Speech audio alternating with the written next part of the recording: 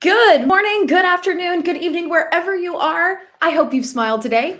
My name is Trisha Howard, aka Trisha Kicks Sass, and thank you so much for choosing to spend your time with us this morning. I am so excited about this episode. I'm excited about every single episode. I know I always do something different. I know, but this time it is really, really different. We're going to be focusing entirely on a super cool and very important topic, which is threat hunting. And I have no one better to have this conversation with me than the illustrious Ophir Shen, who I have been begging to have on this show and has finally gracefully agreed. So graciously, sorry, not gracefully agreed. Thank you, Ophir. Would you like Sure, to sure. introduce yourself and let everybody know what you do Yeah, around of here and course. something you like? Happy to be here. Thanks for the warm introduction. So, just like you said, I'm Ophir. I'm working for Akamai Hunt for the past 2 years, where I'm a security researcher, and Akamai Hunt is a managed threat hunting service for the Guardicore microsegmentation platform. I'm based in Israel, and that's what I do. Yeah, that is definitely what you do. I was so excited to have you on because I love what your team does, both personally and professionally. So the proactive threat hunting like service is so important right now because there's a lot going on in the world of vulnerabilities all the time. But as of now, it's been really bad. And I can say like obviously a lot of the research we've been doing lately has been around really known vulnerabilities that have been out there for a while and they are just being leveraged in new and awful ways, right? And so when we were discussing this, I was really excited to kind of talk about what your team does and how you and people like you really help security as a whole. So, with that being said, would you like to kick us off with what kind of spurred this whole conversation in the first place? Sure. So, just like you said about vulnerabilities, and there's also the Patch Tuesday that Akamai researchers have been posting in the Yep. last couple of years now. And regarding that, there's been a high severity vulnerability that got a high score 9.8 CVSS score.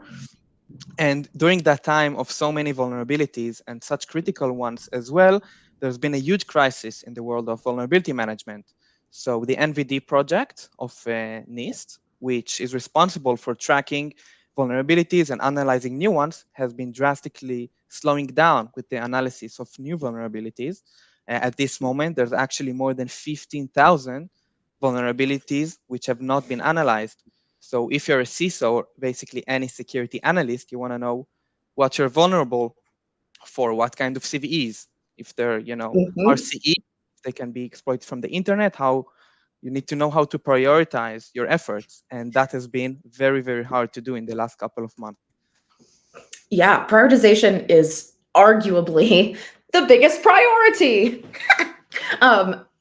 With 15,000 vulnerabilities, how are you, a CISO, possibly? And these are just the ones that have not been documented already, right? Then we start talking about the ones that are already there. So prioritization is super important. And without having this knowledge this background to go in and say, what should I focus on? Where should I focus? Where can I find these threats, right?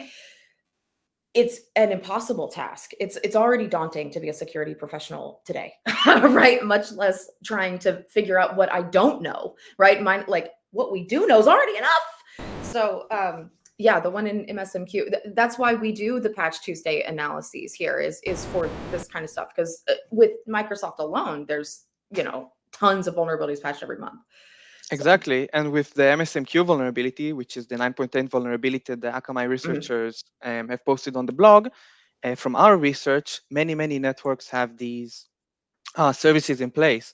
And there is a very interesting data point that we got that out of the networks that Akamai pulls data from, 10% of assets are vulnerable. So think of a huge network, take well, 10%, which is not a small number at all.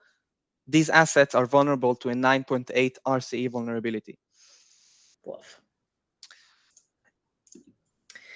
Yeah, and 9.8 isn't anything to mess around with. So let's talk about this because obviously this is important to us as we mentioned, like the Patch Tuesday thing.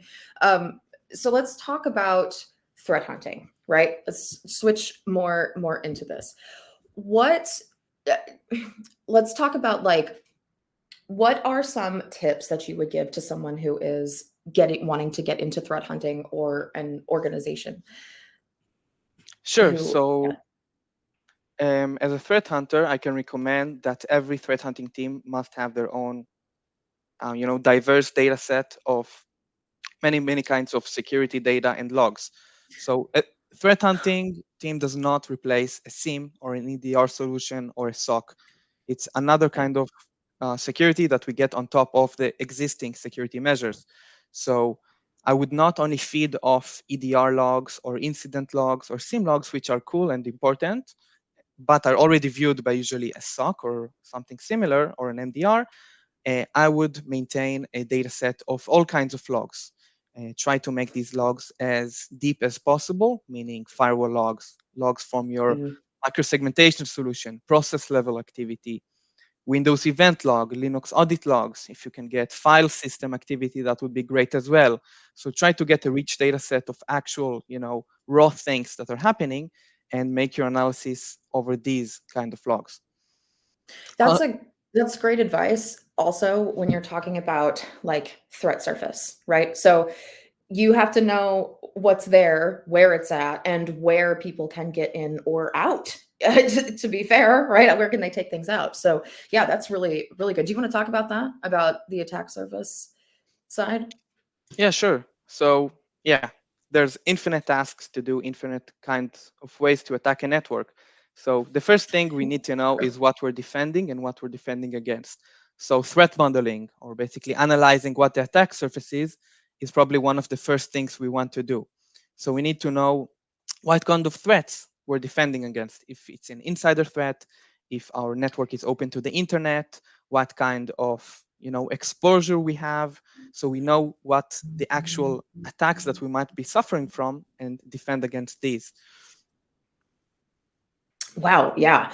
That's threat modeling is so important because if you can't secure what you can't see, right? So understanding like a full getting a good holistic view of what you actually should be focusing on. I mean, this again, it just goes back to prioritization.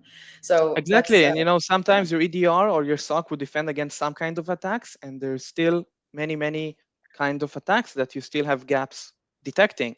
So you need right, to analyze for these gaps, understand, okay, this attack I can detect today because I have this solution, but this right. attack I might not be able to detect. And going back to my previous point, so detect, understand which attacks you're not detecting, You and using the data you have, fill in the gaps. So understand what you need to do and prioritize your task in order to detect the attacks that are relevant.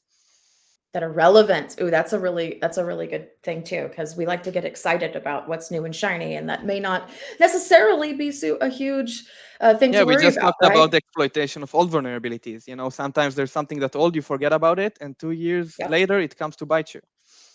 Well, exactly. That, in fact, one of the pieces that we did this month was that exact thing. A very, very old vulnerabilities in Think PHP were being used. So it's and now the PanOS CVA was used to drop a crypto miner. So not only are there threats that are known today, but there's also vectors and everything that we don't know yet, and that's something we have to consider. And so being able to have a handle on what you do know is so important. I'm glad you hit on that. So it's a very, very good point. Um, yeah. So you also said something, and when we were discussing this before, that I just really wanted to say. Every log is precious. I love this. I love this line. I want to get it on a T-shirt. Every log is One precious. of my That's so best quotes. it is a good, it is a wonderful quote. It is a wonderful quote. Something that you and I had worked on before that I would love for us to chat about now is the idea of a network baseline.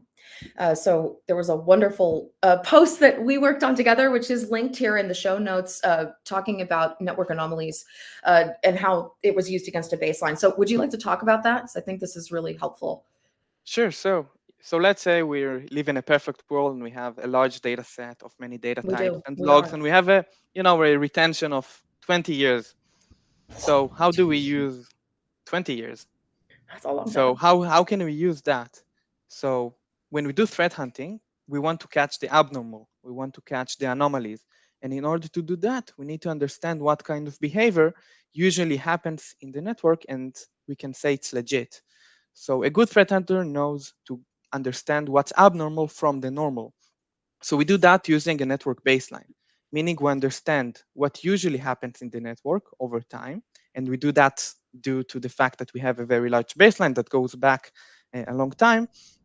And then when something bad happens, which usually is abnormal or is not supposed to happen, we can compare it to the previous activities and say, okay, so these scans have been going on for the past 2 years or past couple of months, but this one is new and I haven't seen it before because it's originating from another IP, because the source process is different.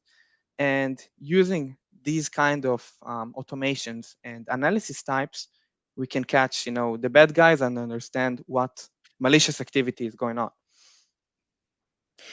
Yeah, I mean, how can you know that something's wrong if you don't know what's right?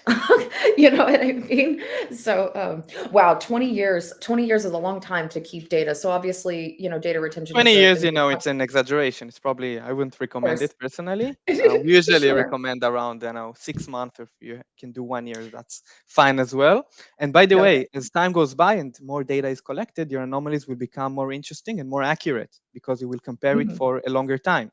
You can say for the past 1 year, I haven't seen it before, and now I do. So that's a strong statement. Yeah, sure. I mean, everything moves super quickly here, right? So something can happen, on a dime. It's very important. Um, I'm gonna wow, I was going to ask you something, but then I completely forgot because this is such a good conversation.